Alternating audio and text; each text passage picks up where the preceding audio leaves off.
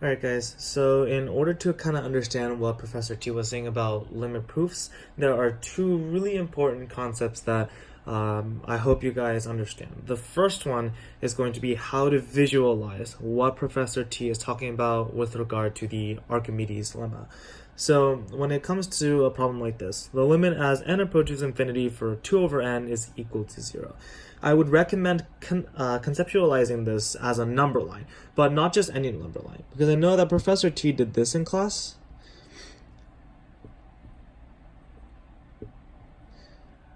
And while this is a very factual diagram, it doesn't really help you visualize what we're trying to achieve in the long term.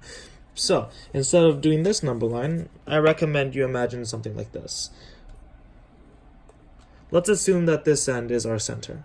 We're only imagining kind of the right side of Professor T's number line. So if 0 is what we're going toward, by the way, this is a center point, so if we have an equation that doesn't go to 0, let's say it goes to 1, that can still be over here. Our epsilon is still going to be the very end, since that is the distance in which we'll be comparing to make sure that this equation here is inside it, therefore proving the limit true. We can imagine this part as being somewhere inside here. Right? And so no matter what epsilon is, and remember all the proofs that we do regarding this will always start off with pick any epsilon that is greater than 0. As long as that is true, we need a 2 over n. In this case, that happens to be the equation. It could be 15 over n, it could be n over n plus 1, it doesn't really matter.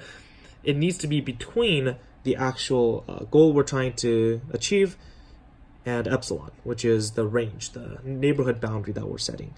Now, why does Professor T introduce a second variable? You saw in the lectures he would use n in the original equation, and then he would introduce an m, and he would say, oh, n is going to be greater than this some value m. The reason he does that is because he's trying to prove this by using correlation, essentially, or commutative property, if you remember that from a long time ago. So essentially what he's saying is that there is some function involving the variable m between 2 over n and epsilon. And again, this might not be just m. This could be 2 over m. It could be m squared. We don't know that. That will depend on how you kind of think about the problem with algebra. But some equation involving the variable m will be located in between 2 over n and epsilon.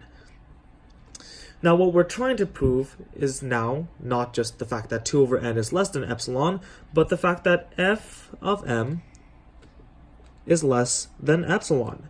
Now why are we trying to prove this? Because we were told, or at least we made the assumption that n is greater than m. If that is the case, then 1 over n is going to be less than 1 over m. Let's say that the function of m is going to be some variant of 1 over m. In that case, then we arrive at the conclusion that 1 over n, or some variation of 1 over n, is less than 1 over m, or again, some variation of 1 over m, which is less than epsilon. And by commutative property, if 1 over n is less than 1 over m, and 1 over m is less than epsilon, that means that 1 over n has to be less than epsilon. And again, I'm only using 1 over n in this example because Archimedes' principle assumes 1 over n. When we have an equation that's like 2 over n, or later on when we get to complex equations, then that's not going to hold. We'll have to manipulate using algebra, but ultimately we're trying to prove that this is true. So hopefully that's the first thing you'll understand. If you need to take a picture, I would recommend doing that now, because I'm going to erase it. The second thing we need to understand is one part of Archimedes' lemma, and that's namely the fact that when we have, let's say, the original equation in terms of n, and we're finding or creating a variable rather so that it's less than n, then we can arrive at the conclusion, and you can look at the entire Archimedes proof for this, that 1 over m is going to be less than epsilon. This is the key factor here that you need to understand. And not the fact that 1 over m is less than epsilon, but rather the fact that 1 over m can be less than any variation of epsilon, which means 1 over m is less than epsilon over 2 is also a correct statement, because epsilon, remember, is any value that is greater than 0, a real number greater than 0. Additionally, 1 over m can be less than epsilon over a Google. This is also true, because as long as this is a real number and you're dividing it by another value, you'll end up with a number that is greater than 0. And by Archimedes' principle, which says there are no infinitely small values or no infinitely large values, we can find a value m so that 1 over m is always going to be less than some variation of epsilon. And this is really key for you to understand, because a lot of people were getting confused, thinking that, oh, if 1 over m is less than epsilon, then why is he doing this? And that's because epsilon, again, is any number. If you take any number and divide it by 2, you end up with any number. So Archimedes' principle will still stand. It doesn't really matter what this is, as long as it's some variation of epsilon, and on the left side, you still have 1 over m. And this is where a lot of the algebraic thinking is going to take place. So if you didn't understand that completely, hopefully an example will help.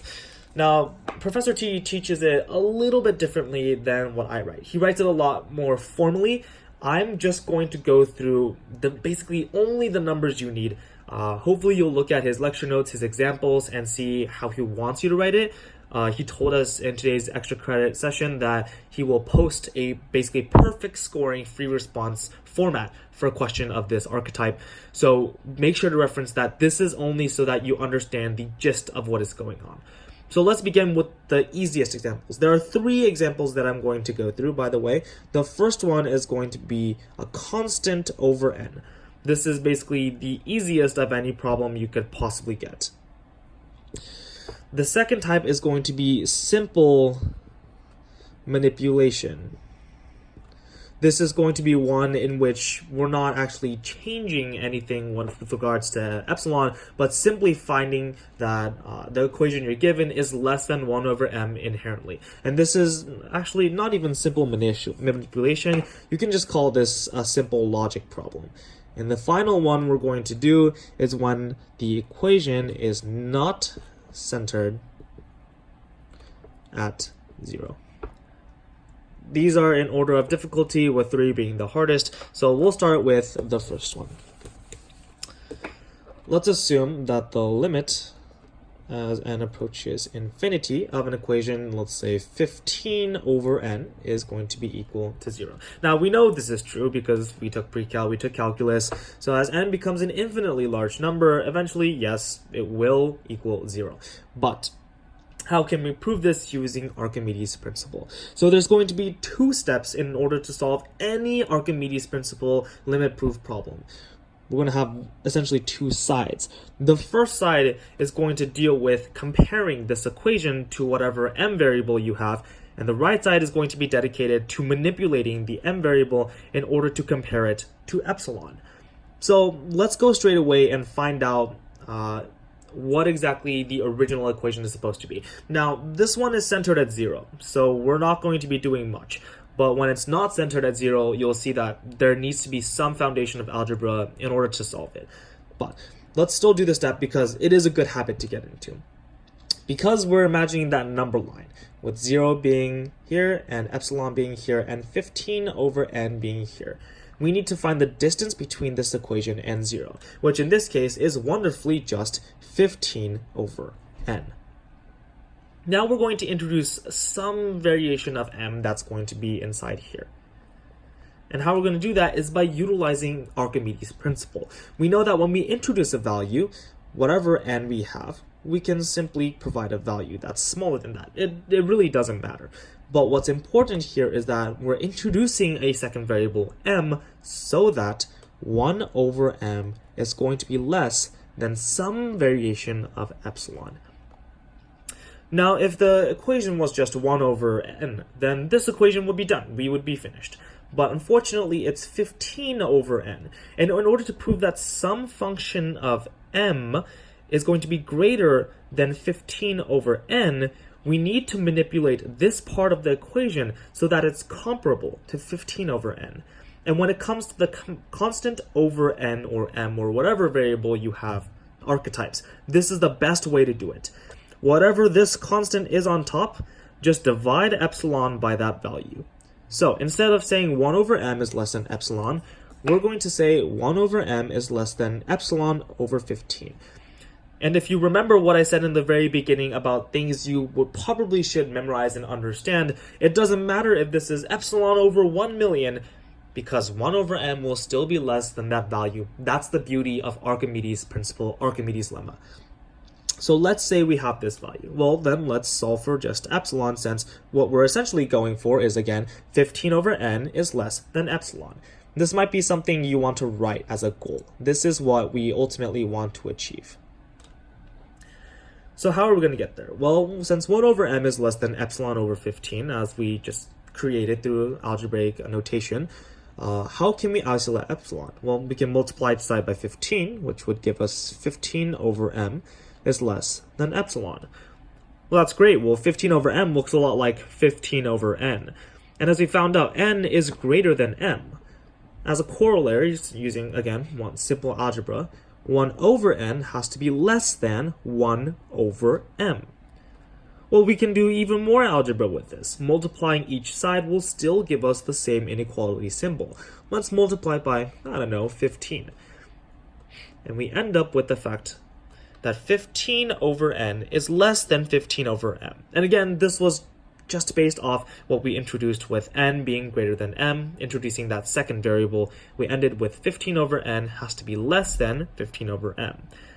Well, we have 15 over n here and 15 over m here, and we have two inequality symbols. Let's see if we can combine them and create something. We know that 15 over n has to be less than 15 over m. Well, 15 over m is less than epsilon, so we can attach that part right there. So by commutative property, because 15 over n is less than 15 over m, and 15 over m is less than epsilon, 15 over n is less than epsilon. And again, that was the goal of what we were ultimately trying to reach. So as it turns out, by introducing some function here, which happened to be 15 over m, we found that indeed 15 over n is less than epsilon. We are introducing this intermediate variable and kind of manipulating it through Archimedes' principle. This step is the crucial step. 1 over m is less than epsilon over 15, and then using simple algebra to find a comparison, which ultimately gives us the goal we were trying to reach. And it turns out that this archetype works for anything. In fact, you can replace the number 15 here with anything. Let's say this was just 5. If you replace every single 15 here with a 5, it'll come out to the exact same conclusion. So if on a test you have limit n approaches infinity for any constant over n equals 0, then all you have to do is remember this is the general way to solve it, and that you'll end up with the right answer. And again, I recommend waiting for Professor T to post his formal, perfect scoring way to write this proof in order to follow that. But this hopefully teaches you the logic behind what we're even doing in the first place. Let's move on to the second archetype of question, which is simple logic. And this one truly is just simple logic. Let's take the limit as n approaches infinity. And this time, the equation is going to be 1 over m squared plus 1. Not m squared, my apologies. N squared plus 1. Now, this may look daunting at first because, oh wait, if there's a square on the bottom, are we going to have to square root epsilon? Are we going to have to square epsilon? The answer is no. Because when it comes to these types of problems, the reason it's called simple logic is because as long as we can tell that something is bigger than the other, then the equation will ultimately be solved. So let's see what happens. Well, we know that this is still going to go to 0, so the center is still at 0. Let's imagine that number line once again, where we have 0, epsilon, and some value 1 over n squared plus 1. What we're ultimately trying to find is, again, something here that is a function of m, that is going to be greater than 1 over n squared plus 1, but less than epsilon. Okay, so let's just divide it into two sections again. On one side, we're going to have the absolute value of 1 over n squared plus 1 minus 0. That's just the distance between those two values. Because again, it's centered at 0, there's absolutely no need to do that. So it's just going to end up being the absolute value of 1 over n squared plus 1. But this side is going to be the crucial part. We again start off with the exact same premise. We're going to say that n is going to be greater than m. M is, again, just a variable that we're introducing, just another real number. If this is true, then by Archimedes' principle, 1 over m has to be less than epsilon. Now this is the part where many people get confused. If 1 over m is less than epsilon, then how are we going to make this look like this, like we did in the previous constant over n problem? As it turns out, you don't need to do that. Why? Think about it like this. If n is greater than m, then we can say that 1 over n is going to be less than 1 over m. This is, once again, simple algebra. If 1 over n is less than 1 over m, well, 1 over n squared is also going to be less than 1 over m squared. This makes sense. Since m is going to be a larger number than n, we square that, it's going to be still larger than n squared. What can we do from here? Well, 1 over n squared plus 1 is less than 1 over m squared plus 1. This is again logical since you're just adding 1 to the bottom. Obviously, this side is still going to be bigger. So what have we found here? We've essentially found that 1 over n squared plus 1 is smaller than 1 over m squared plus 1. And as we know, 1 over m is less than epsilon. So can we make an equality here? The answer is we absolutely can.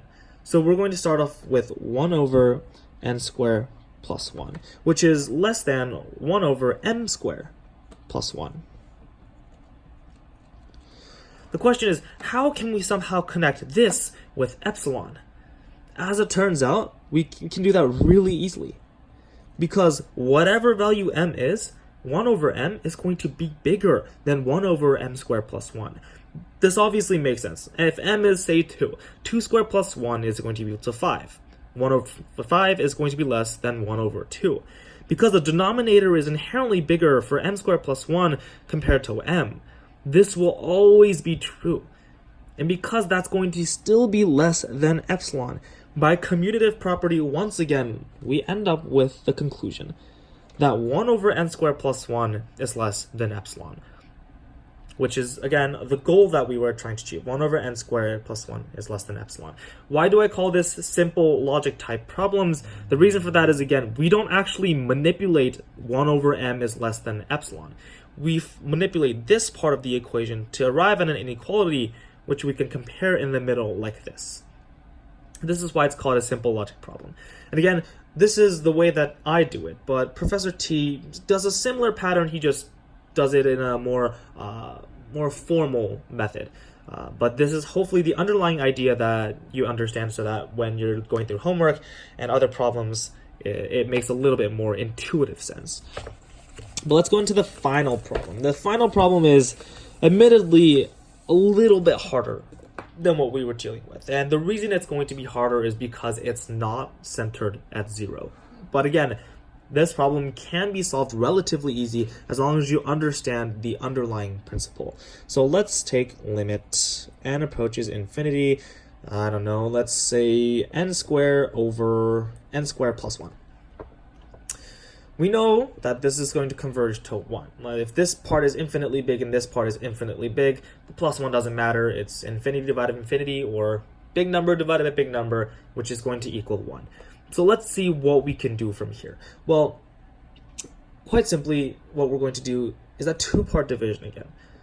But this time, on the left side, we can't just write n squared divided by n squared plus 1 absolute value. Because on the number line, instead of this center value being 0, it's 1.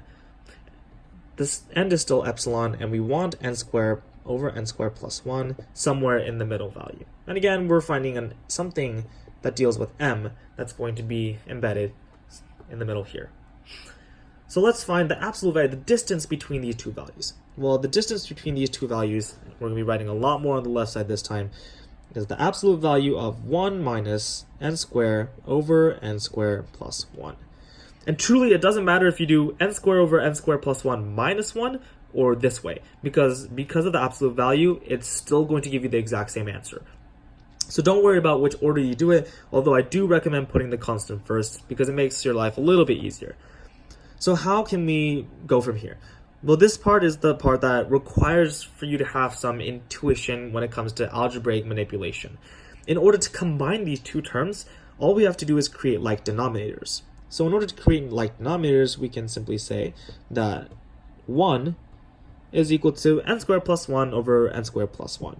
Here we subtract again, finishing the equation, I put an equal sign, and then we will end up with the result. N squared minus n squared again is just 1, so 1 over n squared plus 1. This is the distance between 1 and n squared over n squared plus 1. Great. So now we have something that looks remotely like 1 over the archetype 1 over n. So how can we manipulate that on this side? Once again, we're always going to introduce some value m. It's going to be less than our original variable n. Because this is true, 1 over m is less than epsilon. Again, this is Archimedes' principle. We're going to manipulate this one more time, except this time we're going to do it basically the exact same way we did it last time, because 1 over n squared plus 1 happened to be the example that I gave before. So we're going to say 1 over n is less than 1 over m. 1 over n squared is less than 1 over m squared. Thus, 1 over n squared plus 1 is less than 1 over m squared plus 1. I went a little faster because it's just algebraic manipulation. Again, once we have this true, we're going to combine this factor, that factor, and this factor, and create one last inequality, which states 1 over n squared plus 1 is less than 1 over m squared plus 1, which is less than 1 over m, which is less than epsilon. And voila, we end up with our solution. And again, if you don't understand this part right here, it's because of the Archimedes principle. This denominator is going to be bigger than this denominator. Thus, when we reciprocal it, this entire value is going to be less than this entire value. So those are the three archetypes that we covered. There are ones that involve sine and cosine, but that still falls under this category, because if you have sine, if you have cosine over whatever value, it's still going to be less than 1 over m. Why? Because again, sine and cosine at very large values are just fluctuations. So hopefully this helped. Again, please look at whatever resources Professor T provides, because those are going to be the way that you actually want to write it on the test. For example, I left off a lot of statements like pick epsilon greater than 0, according to Archimedes' lemma. We have n, which is an element of the natural numbers, then m greater than n, then 1 over m less than epsilon. Anyways, this is just formality. Please look at his resources to learn that, but hopefully this clarifies a little bit of the logic, a little bit of the reasoning behind what was actually happening during the lectures.